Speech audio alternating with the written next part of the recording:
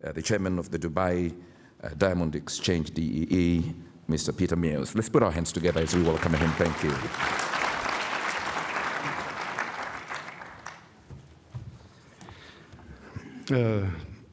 Thank you, Executive Chairman. Thank you actually for the flattering suggestion. To be honest, I think it would be better for everyone if Eli would just stay and that we use these 2 days to convince him not to resign and not to leave, because he's actually completely irreplaceable.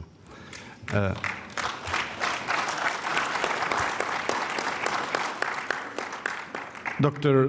Shahid Al-Shamsi, Assistant Minister of Foreign Affairs, Ministers Shabangu, Mpofu, Moikila, ambassadors, Ambassador Nlapo, Chairman of the Kimberley Process, Mr. Isaacov, Chairman of the WDC, and we have the Chairman actually of the Vicenza Fair, Roberto Ditri, Vipul Shah, Chairman of the German Jewelry Export Promotion Council, our brothers from India, with whom we work very close together. Ladies and gentlemen, welcome to the Davos of the international diamond business. Unlike Davos, we will not do it every year, but we will try to do it every 2 years. And at such an important gathering, it is important to reflect a bit about where are we and where are we going to. And understanding the impact of the global changes, that's actually the theme of this conference. That's not always easy. You need to take a distance, you need to take a bird's eye view on a particular situation. Of course, I'm not a bird, and I cannot fly, but I will try to illustrate what the world diamond trade is going through with some historical aspects, if you allow me. We're gathered here at the moment that the global diamond industry is going through a historic shift, a historic transformation. The center of gravity of the world is shifting significantly eastward. The traditional balance of power is changing, and the diamond world is actually no exception to this general trend. For that purpose, I want to take a flashback to 1991, just 22 years ago, with a picture of Dubai. This is where today the World Trade Center is. It was, that's how it looked like. There were only a few buildings. At that time, I was 1 year active in the diamond world. In Antwerp, Belgium, the historical capital of the diamond world. These were different times. On that slide, you can see how Dubai's current city center near Emirates Towers, which you will know, looked like. It was before the development of any diamond business, and of course before the existence of the DMCC and of all its affiliates. It was before the construction of the Palm Island and the Burj Khalifa, the largest building in the world.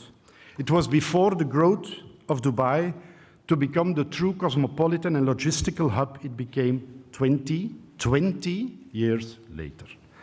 I started my career as a broker for the DTC, the marketing arm of De Beers in London, but based in my hometown, Antwerp. That was my boss, Benjamin Bonas. A lot of you will know him. He was a very clever man, but not always easy to work with. Again, those were different times. De Beers was still controlling more than 70% of the world production of diamonds, selling all its goods from the UK capital. Moreover, all the goods from Alrosa, and I welcome Vice President Polyakov here, all the goods from Alrosa were distributed through the DTC channels, and the De Beers had buying offices in many African countries. You will remember that.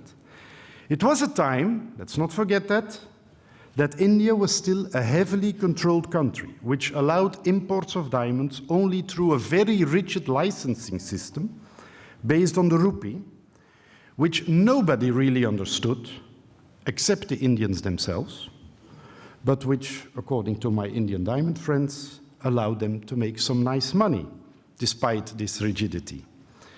It was a time 21 years ago, when Beijing, the capital of the People's Republic of China, was still the city of bicycles. At that time, the markets were still closed. When everybody spoke about the Chinese tiger waking up, the only image we in the West had of China was that of the Chinese restaurants on the corner of our Antwerp streets. Antwerp then, back then, was the secondary market for DTC goods. It was a natural destination of rough diamonds, distributing close to 80% of the world production. Antwerp was also the mother, the grandmother, and the grandfather at the same time of this business. It was there that diamond polishing was invented in 1477 by this guy, Lodewijk van Berken, where the first bourses were established. And it was also the place where the first rules and regulations were written, all these rules and regulations which were later copied by so many new upcoming centers. What Antwerp had to offer to the market, and that is important and relevant today, was simple.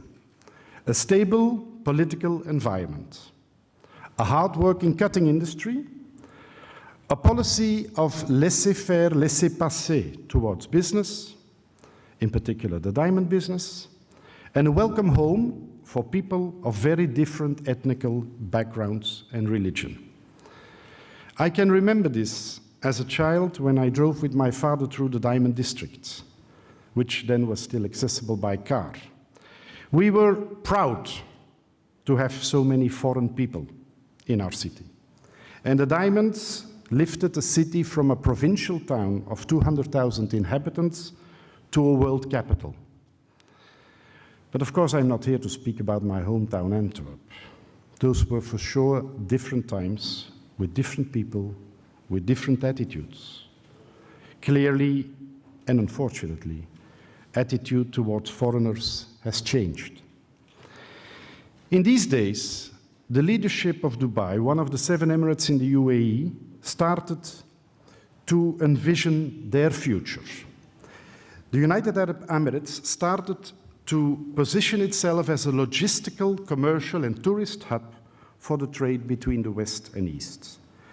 Dubai, unlike the other emirates and the neighboring countries, had little oil. And the rulers of Dubai knew that they had to do better than their peers to create wealth for their people. One of the tools they established in the early year of 2002 was the DMCC, then Dubai Metals and Commodities Center. This happened, ladies and gentlemen, just 10 years ago. It coincided with my first visit to Dubai. I remember it very well, as I told Ahmed yesterday, because after a dinner in the house of the Flanders Investment and Trade Agency, we drove to the Burj Al Arab, where we wanted to have dinner. And when we were driving there in the car, I was wondering, why have they made such big motorways with such an enormous amount of lanes? Because I didn't see so many cars. The Burj Al Arab then, 10 years ago, was located out of the city center. Unbelievable, but true. The rulers and their peers, amongst which Ahmed bin Sulaim, then still in his early 20s, knew that the location of Dubai made it a strategic hub between the East and the West, a place with excellent port facilities and accessibility, centrally located between producing and consuming countries for most commodities. And clever as they were, they knew that the ease of doing business and a fiscal-friendly environment could attract companies to establish themselves in Dubai. But of course, an infrastructure was required to house all these initiatives. So the plan was developed to build one tower to host these commodities, amongst which diamonds. The place was named Almas Tower. This is the miniature model of where we are today, established 10 years ago. Almas Tower, today, the home of close to 600 diamond and jewelry licensed companies and 400 more gold-related entities. Almas Tower, today the tallest commercial building in the Middle East, and the focal point of this area called JLT, Jumeirah Lake Towers. I arrived back in Dubai in 2006. I was attracted by the ambition of these guys, and to be open and frank, I was a bit turned off by a backward and business-unfriendly attitude in Europe, and particularly in Belgium. And I wanted to be part of this story of a new world, a new capital in the making. And when I arrived, Ahmed, in the first day, drove me around in JLT. But this was still a place of desert. This is 2006. And so from his Range Rover, he pointed me at a site which then very much, Madam Minister, resembled the Kimberley mine. It was not more than a hole in the ground. And he said, "That's the Almas Tower." Today, Jumeirah Lake Towers, an area over which the MCC is the licensing authority, is the home of 55,000 people who live and work in about 64 high towers, hosting 6,200 companies. Today, the DMCC, which Ahmed bin Sulayem chairs, and under the skillful leadership of Malcolm Wallow-Morris, the CEO, welcomes an average, listen well, of 5 to 6 new companies per day. Yes, you heard it right, per day.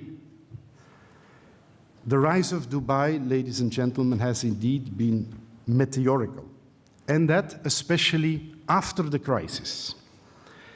And I must admit that when the crisis hit us, and that was only 2 years after I arrived in 2006, we were all shaken. Of course, the whole world order had been taken apart, and it becomes more and more clear today that we are still in the repairing phase. My friends told me, "Come back home." Dubai was over and out. Media all over the world spoke about it. I had not come to the City of Gold, which historically was Dubai's trade name. I had come to the city of gamblers. The fairy tale ended in a nightmare. But that was just a little bit too much of wishful thinking on their behalf. I stayed, and so did Dubai. Like a phoenix out of the ash, Dubai rose again, and in no time, and very much so because the rulers of Dubai decided to stand upright and hold onto their principles. Affordable real estate prices, an excellent infrastructure of air and seaport, security, high labor ethics, hospitality, and an open and welcoming attitude to foreigners, affordable labor costs, a fiscal environment of no tax, and an ease of doing business. All this brought back business in no time. Ladies and gentlemen, at a time when the West is still applying plasters to a broken leg, Dubai has become the destination of choice between East and West and has started to grow to its full potential. Also in the diamond trade. Since 2005, when DDE was established, Dubai has risen from anonymity to becoming one of the leading diamond trading hubs in the world. In 2011, the total value of diamonds traded in Dubai rose to a record $39 billion, making it one of the top global trade centers by value and carats. Within the UAE, the diamond trade is a major economic contributor and has become the largest non-oil contributor to the UAE economy. The Dubai economy itself is expected to grow by 3 to 4% this year. Trade and tourism look strong, and the real estate sector is in a recovery mode, as you saw yesterday for the people who were at the cocktail. Since 2008, the year of the crisis, Dubai's diamond trade has almost tripled. And since this is a specialized diamond gathering, I want to go through some import figures with you. Fortunately, we have to wait till the end of the month to get the 2012 figures. Chaim, I explained you that already a few times, but you don't want to hear it, but it's true. We have to wait till the end of March. So we are limited to the 2011 ones. So just some examples from after the crisis, which are a witness of the growth of our business with Africa. This slide shows the trend of rough diamonds coming from South Africa, Madam Shabangu, Minister of Mines. South Africa's imports grew from $56 million in 2004 to $152 million in 2011, an increase of 269%. Of course, the rise of the Republic of Zimbabwe is truly unseen, Minister Mpofu. Zimbabwe's imports grew from $1.7 million in 2008 to $408 million in 2011, an increase of 22,972%. Further, we have, of course, traditional strong ties with Angola and DRC. Angola's imports were above 500 million in 2011 and DRC close to 75 million. And I welcome also my very good friend Carlos Sumbula, the chairman of Ndiama. In the same period, 2008-2012, other changes in the diamond trade took place. What started as a trend became a structural change affecting the old picture of the diamond business I entered in 1990. From Europe, the site holders of the DTC started sending goods directly to Dubai, distributing them further to the centers, cutting centers in the Far East and India. As the statistics show, we cannot ignore an increase of almost $1 billion between 2009 and 2011. From Europe, also welcome to Jean-Marc Lieberherr, the general manager of Rio Tinto. Welcome, Jean-Marc. It's your first time here in Dubai. Followed by Russia. And again, welcome to Mr. Polyakov, the vice president. I actually think that we have all the rough diamonds here in the room.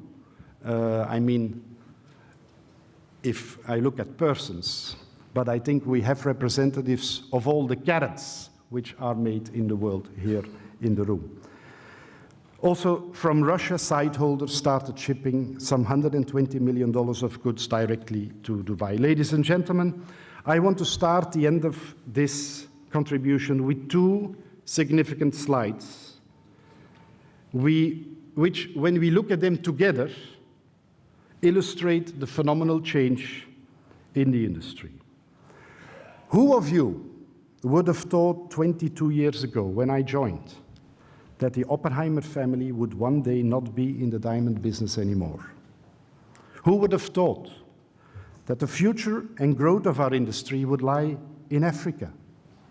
That Angola, Zambia, Namibia, Tanzania, Mozambique, South Africa, DRC, and Botswana would show higher GDP growth figures than their former EU colonial powers?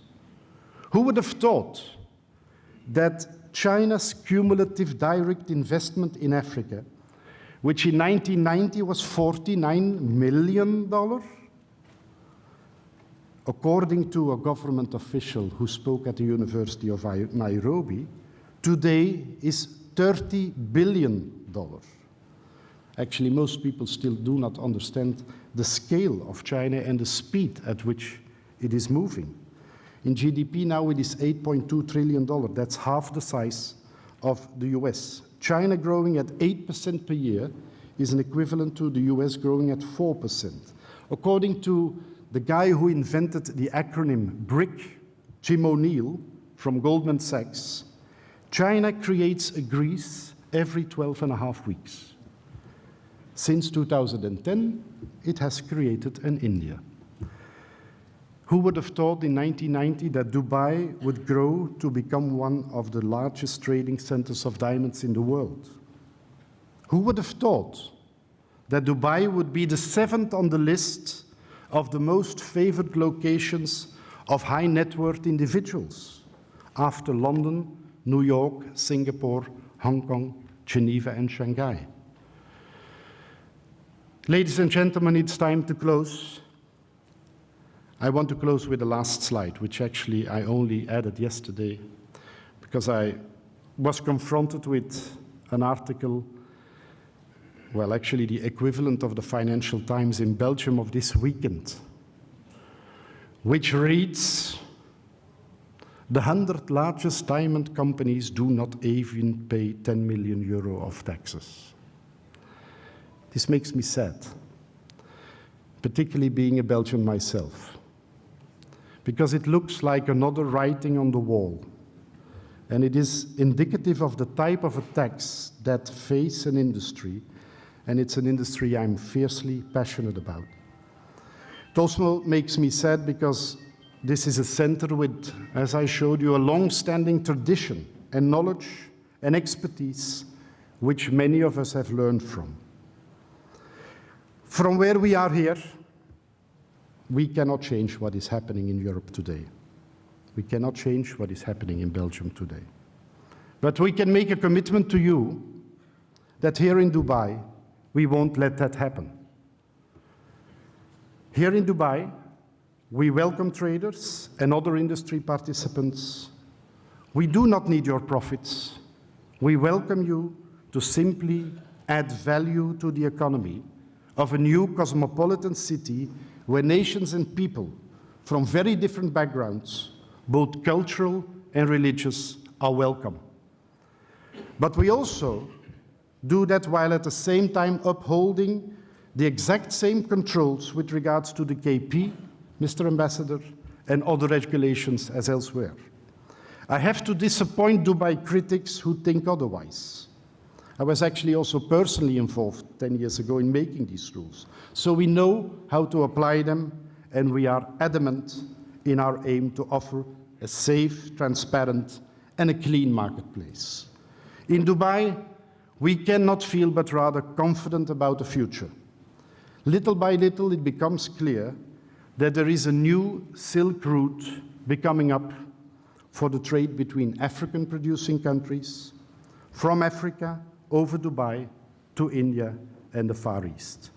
The move of the DTC offices to Botswana, Minister, in about 8 months will probably reinforce this structural change. All in all, based on the core principles of good, excellent logistics, security, hospitality, ease of doing business, no tax, high work ethics, and last but not least, location, location, and location. The new Silk Route is to become a reality. I thank you.